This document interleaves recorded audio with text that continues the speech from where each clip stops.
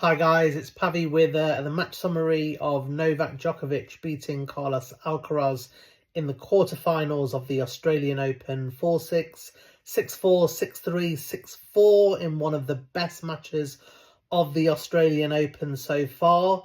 So we'll quickly deep dive into the summary of the sets. The first set was not particularly good from both players, to be honest. Alcaraz was making a few errors, Djokovic was making a few errors. Then right towards the end of the first set, Djokovic pulled up. It looked a pretty bad injury on his leg. He was grimacing. He was in a lot of pain and asked for the physio straight away. He then went off court for a few minutes and kind of saw the physio, came back, was in clear pain and ended up losing that set 6-4. Now, Djokovic since said that at that point he was considering retiring from the match. He was in that much pain. He was told the physio gave him some tablets, so I would imagine they were painkillers and anti-inflammatories to see if they would help. And he said he was going to give it a few games in set 2 to see if it settled down. If it didn't, then he was going to retire. Thankfully, for Djokovic fans anyway, it did settle. So the pain that Djokovic was kind of feeling was apparent in the early part of the second set, but Djokovic was playing well. He'd kind of changed his game now. He was going for short points because he simply couldn't run around like he normally does or play his usual game where he tries to wear the opponents down. And I think Alcaraz was almost quite... he didn't know how to handle that. So it was almost like he was kind of trying to hit winners back, whereas what he should have done, and on reflection he said that in the press conference, he should have then tried to move Djokovic around and go from left to right, but it almost became like a scrap. So in a boxing fight, sometimes you hear where both of them just make it into a street fight, and Djokovic was going for winners and Alcaraz was trying to go for winners. He was trying to hit him back, but he was making errors. So Djokovic wins that second set and it's 1-all. Going into set 3, Djokovic is now not showing any signs of his injury and is now playing really, really well. But he's continued his attacking ploy. But what he's doing now is the third and fourth sets that he played are some of his best sets that he's played for many, many years. He changed his game, so he was attacking. Every ball that he was getting, he was trying to hit winners. And he was pinging Alcaraz around from left to right on the centre court. Any chance to finish the point, he was doing so. Alcaraz was serving big. It's the best that we've seen Djokovic return for a long time. So, Tim Henman on commentary was saying that Alcaraz just looked shocked that he's getting his returns back so easily, and not just easily, right on his toes. His returning was phenomenal. Naomi Cavaday, who was also reporting, saying that she's never known an opponent of Alcaraz not feel Alcaraz's power. And it was almost like Djokovic wasn't fazed by it at all. And Alcaraz was getting more and more frustrated, leaking errors. And I think there was a period of 1.5 sets where Djokovic just made 4 or 5 unforced errors in about 30, 40 minutes of play. So he takes the third set with some phenomenal tennis, and then he carries that on into the fourth set with some really high quality tennis.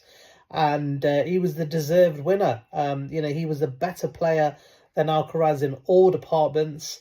A lot of people were saying, he's not good enough to beat Alcaraz anymore, and all these young top players.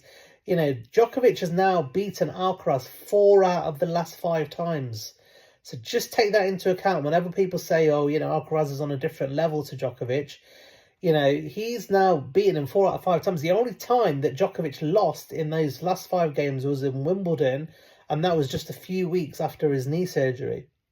So I really think he's taken a lot of control in this rivalry. Jannik Sinner called it the best rivalry in tennis at the moment. I think everyone who watched the match thought it was the highest quality match without doubt in the Australian Open so far. And it was a fantastic win for Djokovic. And whatever happens from now, everyone knows that he's still got that game. He's still got that hunger. He's still got that belief. He was, his motivation was good. When he needed to get fired up, he did. When he needed to stay calm, he did. I think tactically he played really, really well. Him and Murray are putting together some good master plans to beat opponents, and this is one of the reasons why he wanted Murray in that camp.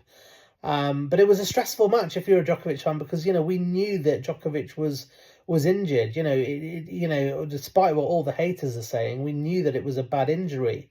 So yeah, it was a stressful match, but he came through it, and so delighted to see that him playing back at the high level again. Now the media kind of tried to make out there was some angst between Alcaraz and Djokovic. Now, I mean, I don't buy that. I think a lot of the establishment don't like the fact that Alcaraz and Djokovic get on. They would much rather that Alcaraz doesn't get on with Djokovic, because it just kind of meets their narrative a bit better. And when you're in the heat of the moment, in the heat of the game, you say and do things against opponents.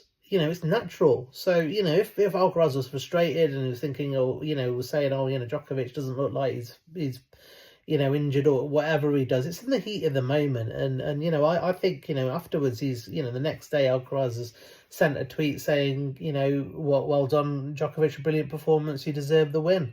So I don't think there's any angst there at all. And as I said, the media will try and make something out of nothing. And, a lot of them started questioning his injury. Is this gamesmanship? And why would why would you, decide to suddenly, in the middle of a match, decide that you're randomly injured when you're on top of the match anyway, and then take a time out and then, not run for some balls? It just doesn't make sense. But this is the media narrative, and this is why it's really important to go out and tell the truth and say it as it is. So, we're now approaching the semi-final, and now there is some concerns for me, because Djokovic didn't practice on Wednesday. Now that, for me, is perfectly normal, because he finished the match at 1 o'clock. He even said himself, by the time he does his media warm down, eat extra, he wouldn't have gone to sleep about 6 or 7 o'clock on Wednesday. So his body clock is all over the place. So I wouldn't have expected him to practice, but he was scheduled to practice today at 2 o'clock. And he pulled out of that practice session. So he's gone 2 days without practicing. So I would have thought he would have wanted to have a little bit of a hit, particularly because it's a day match tomorrow, not a night match. So I don't know what to look into that. I was a little bit worried, and then I was a little bit reassured when he went onto Instagram story and said, Djokovic, Zverev, tomorrow, and looking forward. Well, he didn't say looking forward to it, but he put a kind of post advertising that match. So that kind of gave me a little bit of hope. So it's a tricky one tomorrow. If he is fully fit, I fully expect him to win against Zverev.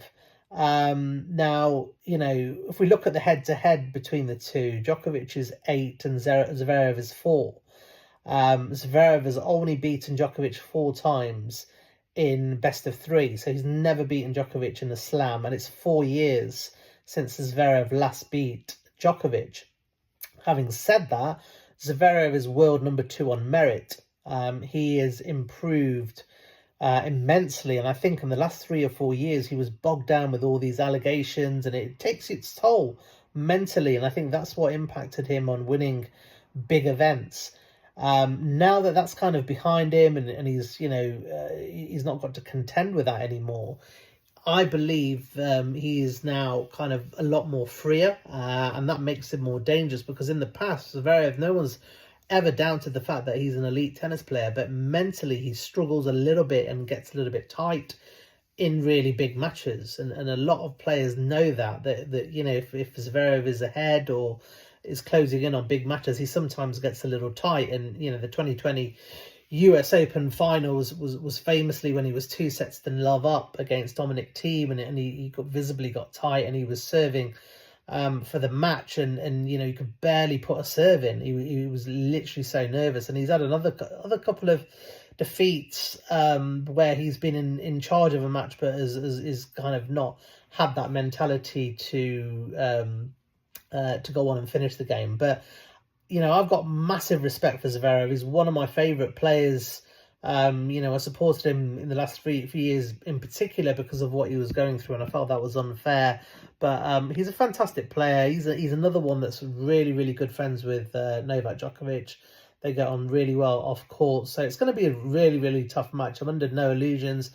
It's really difficult for me to give a prediction. So far I've been making predictions of Djokovic's matches, and I've nearly got all of those right in terms of set scores as well. So it's a difficult one. If Djokovic is fit and fine, I'm going to say Djokovic in 4 sets. If he's not ready or not fit, then it's really difficult. Then Djokovic will have to then potentially play a game like he did against Alcaraz and keep the points short, but that might actually suit him. So it's really difficult. But all I want tomorrow is for Djokovic to be healthy, and both of them are healthy, and they have a brilliant game, and the best man wins. I think whatever the outcome is, I'm delighted with what Djokovic has shown in the Australian Open. I do believe that he's going to get 25 Grand Slams this year. Whether that be Australian Open, I don't know. But if it's not Australian Open, I'm confident it will be either Roland Garros, Wimbledon, or the US Open. It's a tough match tomorrow, but if Djokovic can bring his form and his form is there now. He's moved up those gears. He's playing in peak.